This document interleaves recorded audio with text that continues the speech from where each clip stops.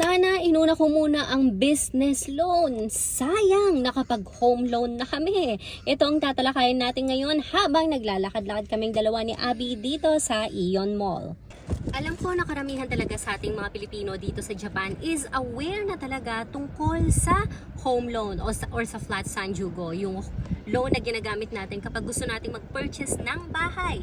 Pero hindi tayo masyadong aware na meron palang tinatawag na business loan para sa loan sa negosyo. So, I am sharing this with you kasi natutunan ko na.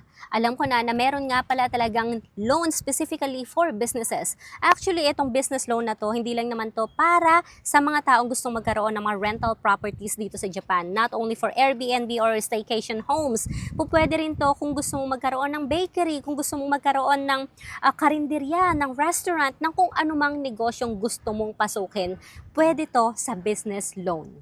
At kung wala ka pang sarili mong bahay, iniisip mo magkaroon muna ng bahay o kaya negosyo pero sa puso mo, alam mo na gusto mo muna talagang unahin ang pagkakaroon ng negosyo, then try to have a business loan or try to talk to your bank kung nag-o-offer sila ng business loan para sa negosyong gusto mo.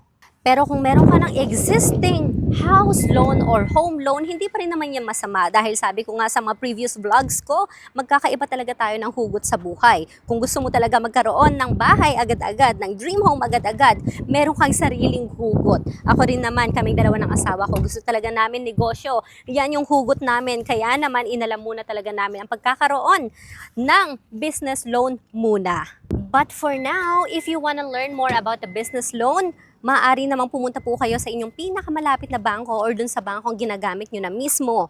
Then ask them about the requirements for the business that you want to try. Dahil magkakaiba po ang business loan. Merong business loan para sa apato, meron din namang business loan para sa mga food industry. Depende po yan at sila lamang po ang makakasagot sa inyo. And guess what? The thing is, libre ang magtanong.